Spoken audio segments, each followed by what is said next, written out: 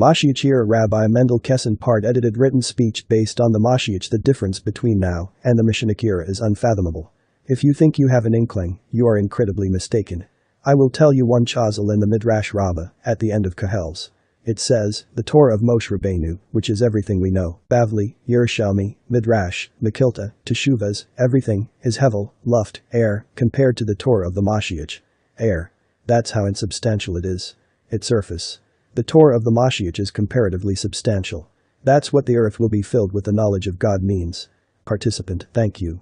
The second question is, you mentioned the possibility of the MoShiach coming in this year of Shemitah. Rabbi Mendel Kessin, yes, because the Gemara, in Sanhedrin, says that the MoShiach comes at the end of Shemitah, which is what, in 3 months, but then you mentioned 2030, that it's a possibility. Rabbi Mendel Kessin, the coming of MoShiach Ben-Yosef is a process. He's a real person, but he doesn't just, suddenly, appear. That's a long shire, but just to fill you in, who is the Messiah, not what his name is, I'm not going to tell you that. What kind of person is he? He is somebody that you would never recognize, and there's a midrash about his suffering for the sins of the Jews, suffering terribly. What happens to him?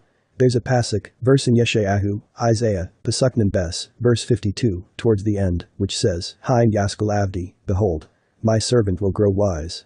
Who is God's servant? There are different opinions. Most people hold it's the Jewish people, but the Targum says it's the Messiah himself. It continues, and he will be exalted, will become exceedingly high, will grow exceedingly. These are 3 expressions of growth. The Midrash asks, why does it refer to Messiah this way? MoShiach starts off as Avdi, my servant in prison, not literally but figuratively. He endures terrible suffering. He's in Golus, exile, just like Moshe Rabbeinu was in Golus for 36 years. When he's released he becomes great. He will be greater than Avraham Avinu, not bad. Becoming exalted means he will be greater than Moshe Rabbeinu, and he will be greater than the angels. This is a man who lives amongst us, who is going to walk around amongst us. Could you imagine seeing a man that is greater than the angels? It's inconceivable. We cannot imagine someone greater than Avraham Avinu and Moshe Rabbeinu. Forget it. And angels. It means that the MoShiach is the most dangerous man in the universe. Why? If you were to approach this guy, you would drop dead from his kedusha, holiness. It's like Moshe Rabbeinu who, if you recall, wore a mask. You couldn't look at his face. You could not look at the kedusha of Moshe Rabbeinu, same thing.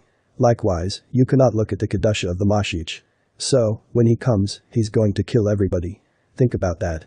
Fortunately, he starts off at 0, because he's a prisoner, suffering for the sake of the Jewish people. Therefore, he's going to appear as a regular guy, but his potential is inapprehensible. Then he will be released, and he will grow, and, at the same time that he grows, the Jewish people grow with him. That's the incredible thing. And that's what God means by, and I will take you to me. Somehow, God is going to elevate every single Jew to be a formidable Talmid Chacham, scholar, the same as happened by Sinai. This is in order to survive the MoShiach, or else he kills you. Every Jew will grow to a tremendous extent. How that will happen is unknown, but the MoShiach will grow, and we will grow with him, so we can survive. God has to change the Jewish people. God is not going to bring the MoShiach to the Jewish people who are at the 49th level of Tumah, even though he did that by Moshe Rabbeinu. God had to, because their fall into the 50th was imminent. The MoShiach is greater than Avraham Avinu, than Moshe Rabbeinu, and greater than the angel, Gabriel. And MoShiach is a human being. This is what the redemption is. We are looking at a time when we cannot imagine the greatness of every Jew. You won't even be able to recognize yourself. You won't. You don't realize what you will become. That's the final redemption.